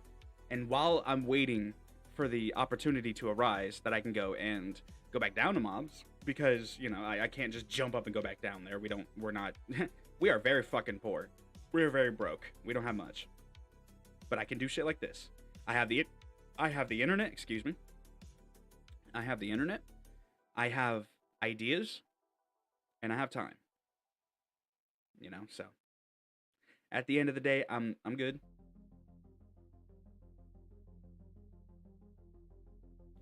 Alright, so. Ryu von Getesto. That's hilarious, man. 1886, and Burma was colonized as an official colony in 1886. And the Boxer Rebellion takes place in 99. So realistically, if we're bringing in, like, forces of good and evil, spiritual forces that go past our understanding of what life is, realistically, I could have the characters live to be like 100 years old, right? So basically, Moltke Jr. was born in 1800, and then 1820 he goes to the British Army and fights in the Burmese Wars, and then yeah, something like that. Because the entire point is he has to be okay. Because a big plot point is that there's these demonic forces, and the leader of it is called Ishlodoth, right? He's basically the top bad guy. He's the main bad guy that is Satan's right-hand man. That's how I would consider it. He's Satan's right-hand man. And he comes in, and what'll happen is he'll pick strong people, people who have a lineage in military or a lineage in politics, or just have strong wills in general. He'll take them, and then he'll put them through an absolutely abysmal and destructive situation something absolutely horrible, he'll orchestrate it to get the maximum amount of evil energy into them. That, for lack of a better term, evil energy, like misery, despair, evil energy, you know, gets the maximum amount into that person, and then he converts them into fighters for the darkness, you know, converts them into being somebody who will fight for the darkness. But the most important thing is that the person has to willingly choose to go and commit that evil. So when Moltke Jr. goes to Burma and he has to commit a genocide in order to survive because he's left on his own, and he chooses to do so, you know, then Ishlodat just comes in and converts him, for lack of a better term. If you want to know what else happens, you gotta wait till the Silver Prelude comes out. You gotta wait until I finish the book. It's gonna be a long book too. I'm pretty sure I'm already at like 100 pages. I'm at 30 chapters. It's pretty fucking long, so not 100 pages. That was just on the Google Doc. I know those pages are probably a bit longer, but no, I'm at 30 chapters, you know, and I don't plan on stopping anytime soon, because the story, it's gonna go from the Boxer Rebellion to the Udall Civil War to World War I to the second Udall Civil War. I guess you'd call it second Civil War. I don't know. And then it goes into the invasion of Czechoslovakia by Russia and then later Japan. And then by the end of World War II, the borders are pretty much where they were at the beginning. And they've reshaped their borders to the point where, what's it called? From the end of World War II until the modern day, the borders of the mainland Yurilyang kingdom stay the same, you know? The Yurilyang Kaiserreich. But no, the borders of the mainland stay the same. There's no territory that's trying to be gained from the mainland. The colonies, however, a giant colonial empire is created within the Kaiserreich. And these are not colonies just to say, oh, I have dominion over the Middle East. No, it's colonies to protect certain areas, protect certain things, and also just because we like the territory. In the actual history of the colonies and how the Udals take the colonies and do what they do with them, some of them, they just purchase them outright. They're just like, yeah, no, I'll buy this from you. You know, I'll buy Zanzibar from you, Britain. You know, that's insane, man. But the one thing I do love, though, is that the way the history works. Oh, I want to just describe it. I want to just go full ham. I want to go full ham, but I don't have it fully. I don't have it fully, like, what's the word? Thought out yet. It's not fully thought out yet. That's fine. That's fine. A large event known as the Boxer Rebellion took place in 1899. This event summoned a great army of nearly, if not every single European power to squash the Boxer uprising within China. I'm excited. I'm sorry. I apologize. Root beer gets me excited. No. No, I'm excited about being able to finally create something, man. Finally be able to fucking do something. I feel like I'm actually doing something, man. And it's because of the fact that I'm not just creating this for me. I'm creating this because I want other people to be able to look at this, take this, and be able to use it as their own thing, you know? Like, for example, the requirements to be a Udal, right here. There's a list of 22 points, you know? The first one is profess Christ as Lord. We are non-denominational. Our focus is on Christ and serving Him in the best way we can on this planet. Nothing else takes precedent, and that's true. The second thing, you have to swear an oath, either written or orally, to Jesus Christ, and swear to spend your entire life serving Him in any possible way you can. Those are the top two. Now, the third one's... I love this. I love this. The third one is adopt an optimistic yet realistic outlook on life. The fourth one is hug your family. The fifth one is find a spouse and build a strong family. Play the position God gave you as a Udal or a Yangche. And if you don't know, a Udal is the third level of maturation for a man. Because I believe that you have puberty, which is physical maturation. That happens whenever somebody becomes a man or a woman, 18 years old, they're done with puberty, you know what I'm saying? Then you have to have a mental maturation where you like, and I don't mean like, oh, don't be childish. I mean like the kind of mental capacity where you understand that, oh yeah, you know, life is kind of fucked. There's good things, there's bad things. We just have to do our best to make sure that we follow the truth. That right there is a part of the mental maturation. Is just making sure that you understand that what matters most is Jesus and truth. And yes, I'm biased because I am a Christian, you know. But at the end of the day, this isn't really based on hardcore science. This is based on more philosophy and more things that I've experienced. You know what I'm saying? And granted, sure, I am definitely not a mature person. But I think also a part of that mental maturation is understanding that, hey, you know, you don't always have to be professional and prim and proper. Yes, that is important in certain contexts. You should definitely present yourself well no matter where you go. Simultaneously, it's fun as fuck to be goofy, all right? And it is more mature, in my opinion, to be authentically goofy as fuck, if that's who you are, than pretend to be some kind of like, oh no, that childish video game stuff, I don't play that. Fuck you, play video games, bro. Watch your movies, bro. Read your books. You know, go out and play your football. Do whatever it is that you want to do, man. As long as you're not hurting people and you're seeking truth, that's all that fucking matters. That's all that matters. And that right there is a part of the mental maturation. So a Yudel is the male version of that, and a Yangchu is the female version of that, right? And, you know, Yangchu, that's Yangchvakia, is the Russian Far East, the little slivet of it.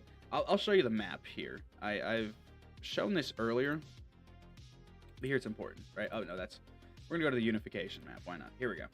So that white right there, that's the territory of Yurilyang. If I ever got the privilege to create this country in real life, these would be the borders. End of story. These would be the borders. Because I don't know, nobody does anything in the tundras anyway, so why not let me build some... Why not let me build some shit there? Know what I'm saying? That's one thing my dad told me, though. I told him I wanted to go to Alaska, and he said there was nothing there. And that's true. But I guess that's kind of the reason why I want to go there, is because of the fact that I want to build something, and I know there's nothing there. But I want to conquer the cold.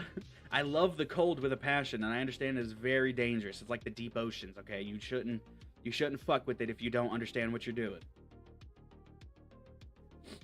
I like the cold, you know? I love the cold. I love wearing layers and layers of clothes and shit. And you can do that better in these cold areas. And again, me wanting to do this is not me saying that I hate America. As a matter of fact, I think that me doing this is because I love America. And it's just that I feel like what America stands for, it needs a stronger, more stringent, more authoritarian type of mindset to it, you know? And I don't mean authoritarian as in going against the innocents and locking them up for saying, hey, I think you're doing something wrong here because you're spending $250 million, but we could be spending $30 million and save a lot of money. Jailed. No, not that. But what I do mean is authoritarian against violent crime, authoritarian against terrorism, threats, foreign and domestic. You have zero tolerance for violence against the innocent. That is the kind of authoritarianism I would use. Because when you have a duty to God, when you have a duty to Jesus, and you have a duty to the people over yourself, that right there is what makes a good monarch, a good king, you know? And that's how I feel about it. I'm doing this first and foremost because I believe Jesus is telling me to. Second most because I want to serve people in a way that I know how, and I'm a great storyteller. I'm a great entertainer. And then thirdly, I want to do it because it makes me feel good, you know? Genuinely. It gives me butterflies and shit in my stomach whenever I am able to create these things. And I get it. It's not popular. It's not popular at all. Not only is it not popular, monarchism, you know? That kind of stuff. Autocracy. Like, I get it. We've been brainwashed as a country for so long to think that just because somebody has sole absolute power, that all of a sudden they're going to be the worst of the worst. And yes, the capacity there is very high. I'm not going to sit here and pretend like humans are infallible. No, of course not. Humans are flawed just like anybody else, but we also have to acknowledge that there is not a single person on this planet that is fit to wield power. So it's not. And one thing that I respect and I love about the American government is the fact that the founding fathers said that the only way that the government could work, meaning the American government, the constitutional republic that we currently live in, saying that the only way that that could work is for a moral people, a moral and just people, right? And I would personally argue that that is true for every single government structure, every single government type, whether it's a council who makes the decisions with no solid leader, a dictatorship, whether it's an autocracy or a theocracy, a democracy or a monarchy, or an oligarch, any kind of government structure, I believe has to have the will of the people, as in like, not, just whatever the people want to do. So if the people just want to go over here and do this, if they just want to steal from people in Nashville, like, no, you don't fucking do that. We're not going to siphon tax money from Nashville to give it to you, San Jose, because you can't get your shit together. Or maybe not San Jose, San Francisco, okay, Los Angeles, a lot of these shithole cities. San Jose was just the first one that came to mind. I don't know if that's really a shithole, but it's in California, so I wouldn't be surprised. No, that's not the will of the people I'm talking about. I'm talking about the will of the people in which they want to be, hey, I want to come over here and I want to go across state lines over to New York and I want to work in a technological business, and okay, well, you should have the freedom to do so. Or I want to stay right where I am and I want to work in the fields and I want to pick the crops and I want to feed the country and help out with that and have a family legacy. Okay, you should be able to do that too. I'm a strong capitalist, I believe that when you start getting to the monopolizing of different areas, that's whenever government interference has to come into play to make sure that they can't just sit there and spike the prices for the people, And I just, it is what it is. I like it. And I'm at least realistic about it. I'm optimistic and saying that I believe I have the capabilities to be able to make this a reality. But I'm also realistic in the sense of, like, I don't know if not only Russia, America, Canada, and Japan would all give up their little swaths of territory. America and Russia the most out of all of these by far. Maybe a little Canada there, but my point being, like, I'm optimistic, but I'm also realistic. So that's why I'm focusing on this more as an ideology and trying to create it and trying to create like a mythology and whatnot, and the video games and the movies that I'm going to have throughout my life, right? Because that's my goal, is throughout my life, I'm going to create these movies, I'm going to create these games, and just entertainment in general, and then by the end of it, I'm going to bundle it all together into one thing and just put it out there for people to be able to experience not only my life from a fictionalized concept, but also have a great story that will give them great values and will show them, hey, humans fuck up, even if you're the Kaiser. Even if you are the Kaiser, you fuck up too. And I think that's what the most important part is to me. Even though I have labeled myself as the Kaiser of the Yudels, at the end of the day, I'm just a fucking guy. Even if I were to get power in such a way, I'm still a fucking guy, right? I believe I have abilities that put me in a different bracket than other people, but not in the sense that I am superior. No. Just in the sense that, like, I know I can do these things. I pick up music quickly. When it comes to video games, I am fucking good. I only get beat because people are better than me, but I am fucking good, Like, on the campaigns and stuff, I just... When it comes to strategy, right? I play the grand strategy games, which is where this comes from. Supreme Ruler Ultimate is probably my favorite grand strategy game. But I play those games, and I actually do well, I do well. I have great strategy. I have great, This is the only thing I hate whenever my mind goes jumbly. My mind just jumbles up everything I'm trying to say, and I'm trying to sell myself here to make sure that people know that I'm just trying to hide authoritarianism and dictatorship, and at the end of the day, I just want power. No, I'm just...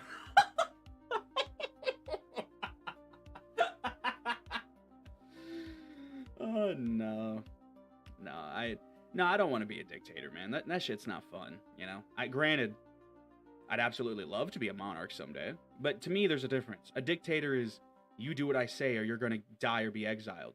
A monarch is, hey, God has granted me a privilege to be a leader, and I must respect that privilege by honoring him and honoring the people that I serve. And then, you know, after that's all taken care of, if I want to buy myself a fucking pulled pork sandwich, sure. I love pulled pork, bro. Any kind of pulled meat, just that stringy. Oh my gosh, it's so good, man. So good. It's making my teeth hurt just thinking about it.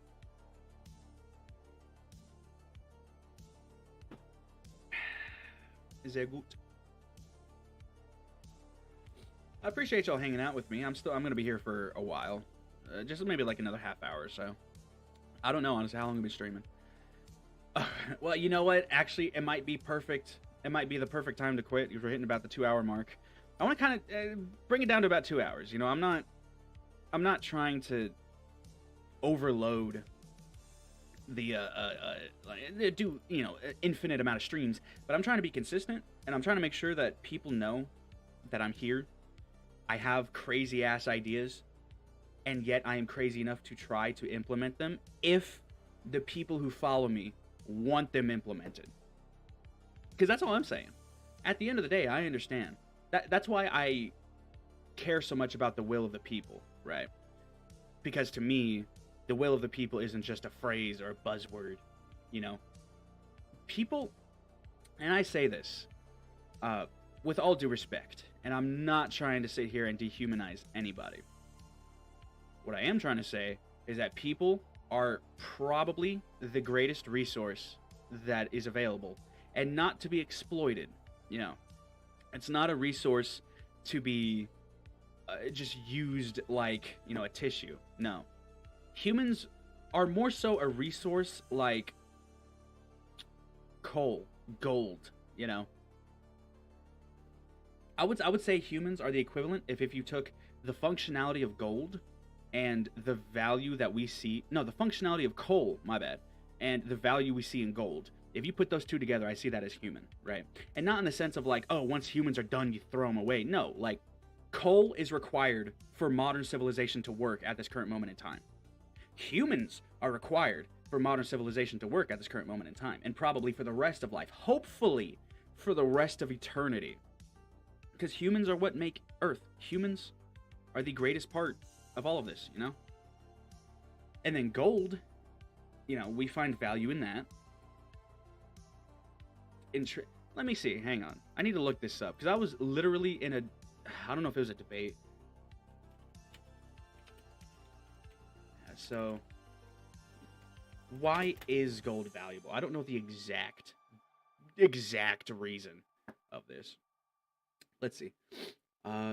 Scarcity and extraction difficulty. Gold is rare and difficult to mine. Okay, alright, that's fair. Historical monetary role, a form of currency and store value for thousands. Okay, yeah. And then, you know, gold standard, obviously. Cultural significance, cultural and psychological value. Okay, so, yeah, alright. So, yeah, like, these things, I put this into humans, too. Not literally a one-for-one, but more so, I see humans, you know, humans are not rare, because obviously there's billions of us, but the creation of life, I would say, is as valuable. No. The most valuable thing in life is the creation of life. And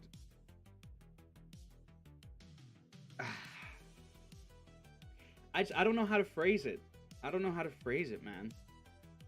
Because I'm not trying to sit here and demean humans, obviously. And I'm not trying to just sit here and say, oh, gold's worth more than humans, or humans are barely worth more than gold. Because at the end of the day, humans are the entire reason we're here. God is the reason we're here, I mean. But if it means, like, I mean, we are humans. We have our own thoughts and feelings and synapses and all this shit. You know, these things, it's just, to me, it is so valuable,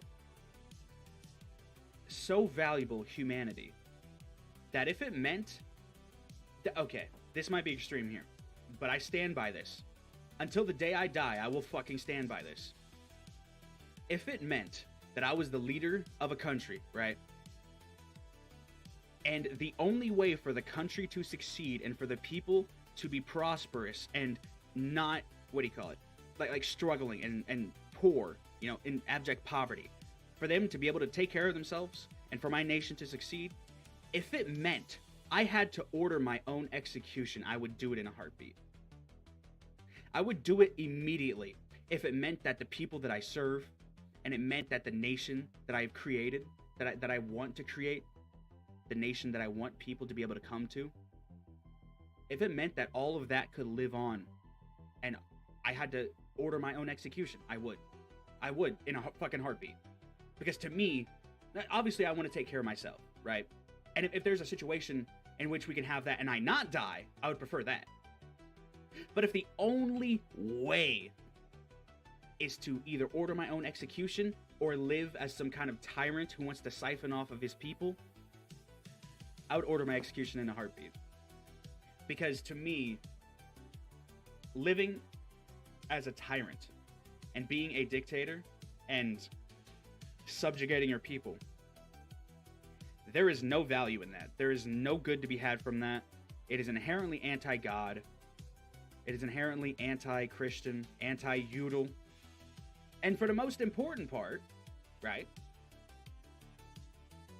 it's, you have to think about what's going to happen 20 years from now, 50 years from now, 100 years from now. Because let me tell you, if I subjugate people, okay, 50 years from now, no one's going to be left. All right? And I don't prioritize that because of the fact that I need human capital and that I want to exploit human work. No, of course not. But one thing I will say is that... I'm sorry, let me figure out how to phrase this.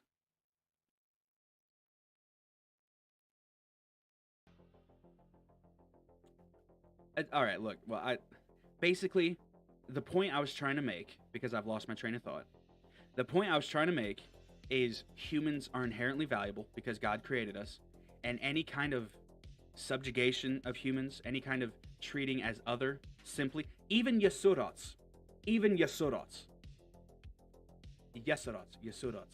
I like them both.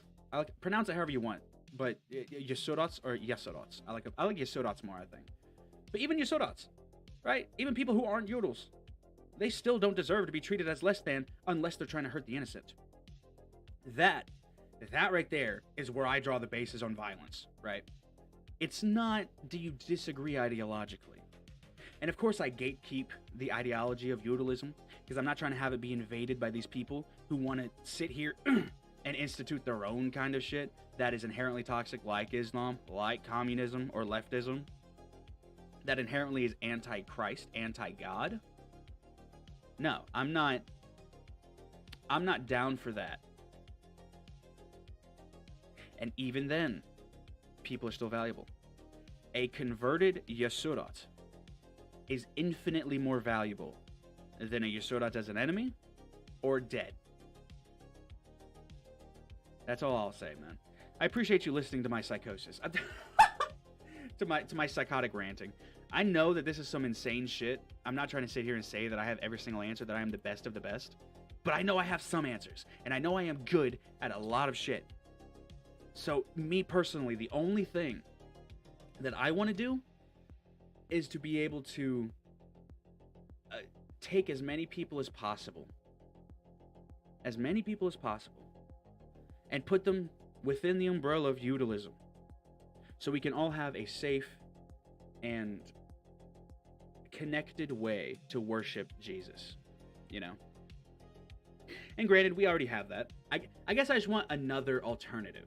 I believe that what it is that I want to do here is so strong and is so valuable to humanity that I'm willing to stand up and create this and look like a psychopath and look like a fucking weirdo if it means that 30 years down the line I can do something that's going to change the world for the better. You know what I'm saying? That's my main goal. But I don't know. Let me know what you guys think in the comments. Be sure to like and share and do all that jazz. Do anything like that, because I would absolutely love to spread this stuff. And worst case scenario, you could just hop in for my gaming streams. You don't even have to be a Udal to hang out, you know? just hop in for my gaming streams, because it's not all political. It's not all my story. I played Resident Evil 2 a couple days ago. I played Call of Duty World at War last night. If you're down for classic games, hop on in. We're always welcome you. Yodel Yosorot, you know what I'm saying? You know what I'm saying, man? Oh, it's great. I love it. I love it because of how good humanity can be. I love humans, man. It's great. They don't always love me, but Jesus always loves me, and that's good enough. So I appreciate y'all being here. Thank you. Take care. And if you're ever interested in Yurilyang, if you want to know more or something, DM me on Discord or Twitter, and I got you. You know, we'll talk about it. I don't have it fully fleshed out yet, but the core is there. You know, and mainly it's just the details about the story now. I have the ideology pretty set in stone. So if you're interested, just shoot me a message, you know? I'd be interested to see who is interested in my stuff. I don't know, I'm rambling at this point. I'm so passionate. That's the only reason I don't want to stop talking. I'm passionate. But I have to. I have to stop talking. It's alright. It's alright, though. I appreciate it. So, thank you all, and may God bless you. Yarma Bizakatu, my friends.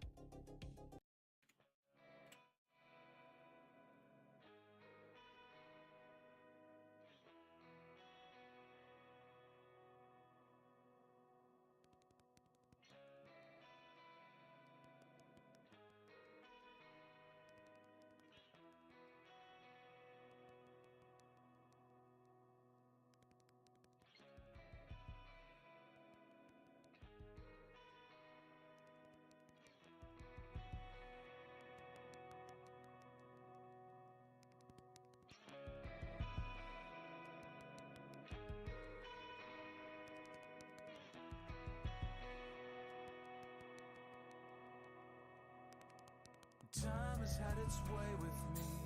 My broken, tired hands can't build a thing.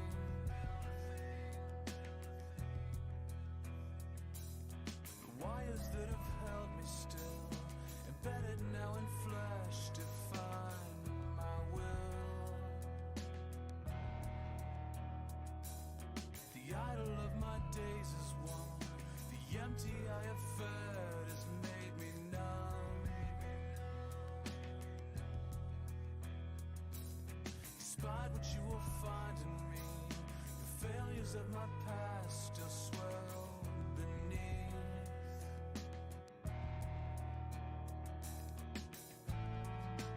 I need a heart that carries on through the pain when the walls start collapsing again.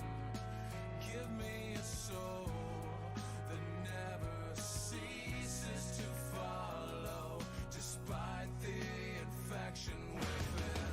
Our careless believing trails, never minding the fragile turn we all end in.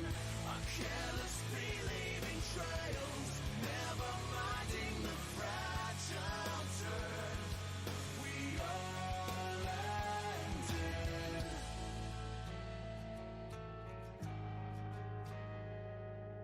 This is where I find my fall. The cares that held me life don't work at all. And every step away from here is closer to the plague I hold.